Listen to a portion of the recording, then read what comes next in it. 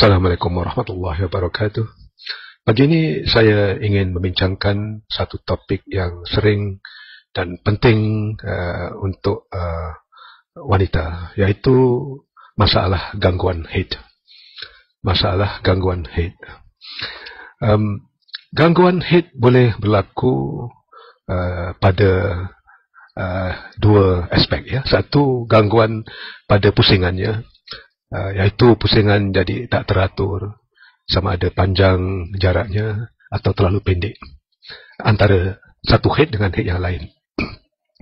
Kedua ialah perdarahan haidnya sendiri, sama ada ia berlaku secara begitu banyak, berpanjangan, ataupun terlalu sedikit dan amountnya pun sedikit, serta pendek waktunya. Sebenarnya tidak semua gangguan haid ini disebabkan oleh penyakit. Malah kebanyakannya bukan sebab penyakit, tetapi hanya disebabkan oleh gangguan hormon ataupun hormon dysfunction. Mengapa berlaku begini?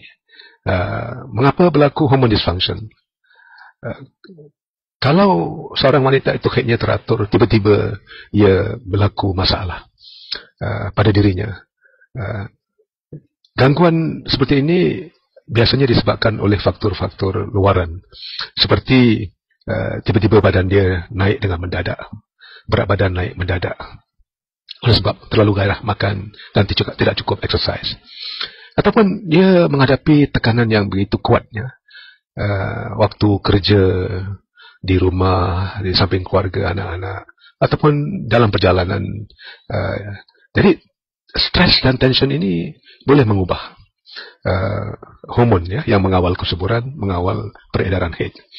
Ataupun ia terlalu terdedah kepada banyak sangat toksin ataupun racun melalui makanan. Mungkin makanannya terlalu banyak kandungan MSG ataupun pengawet. Perisa dan pengawet ini biasanya boleh mempengaruhi hormon juga, ya. Juga toksin-toksin dan racun-racun yang diserap melalui udara, sama ada dalam bentuk fume, asap yang beracun, seperti asap kereta, asap-asap factory, ataupun orang kata keluaran kumuh-kumuh daripada kilang-kilang. Kadang asap rokok sendiri boleh dihidu, boleh menyebabkan perubahan dalam hormon. Ataupun bahan-bahan kimia yang kita gunakan setiap hari, seperti bahan pewangi, bahan pencuci, dan bahan plastik dan lain-lain.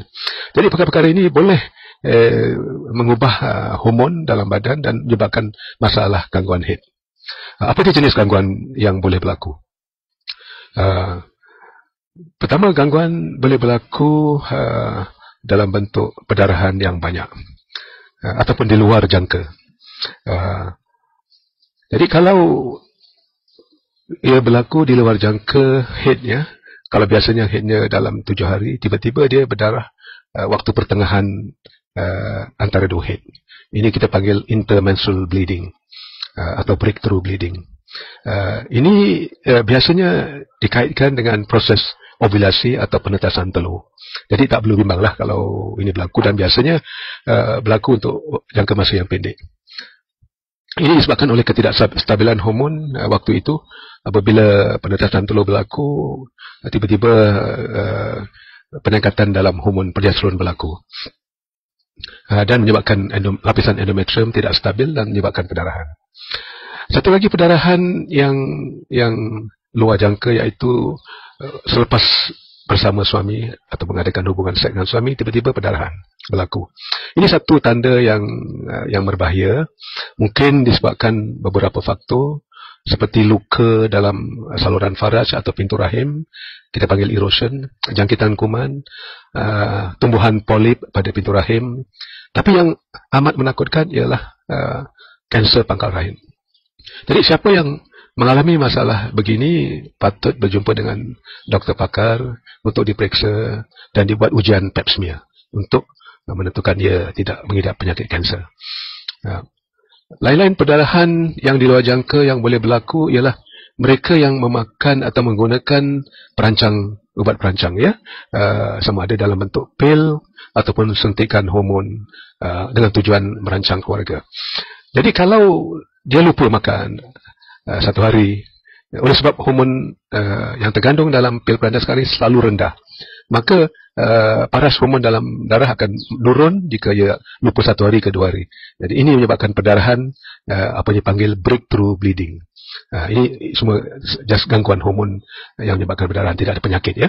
Begitu juga kalau seorang yang mendapat suntikan untuk merancang keluarga dengan menggunakan Depo-Provera yang diberi 3 bulan sekali, kadang-kadang juga menyebabkan perdarahan di luar jangka. Malah ada yang diganggu sangat dengan perdarahan ini kerana ia berpanjangan dengan sikit-sikit menyebabkan ia sukar untuk menentukan mana yang normal, yang tak normal, dan sukar ia untuk melakukan ibadah dan membuat hubungan dengan suami. Gangguan perdarahan yang lain ialah perdarahan yang banyak, kadang disertai kesakitan waktu haid dan kadang berpanjangan. Ini mungkin ada penyakit. Biasanya apa penyakit yang menyertai keadaan seperti ini? Satu, penyakit endometriosis, ya. Kedua, penyakit adenomyosis, yang mana pesakit endometriosis ini telah lama mengidap senggugut dan rahim jadi bengkak, dan biasanya dalam umur 40-an ia mula menimbulkan masalah perdarahan yang banyak dan kesakitan waktu haid.